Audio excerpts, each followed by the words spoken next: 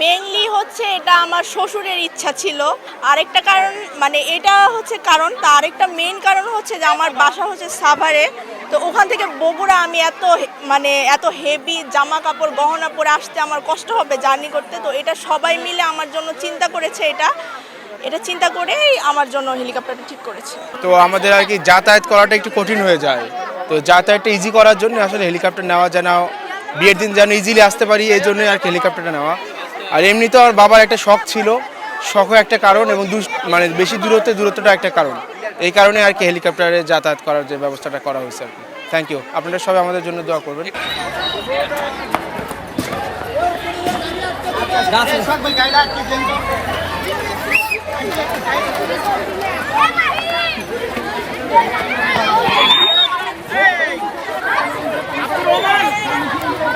সামনে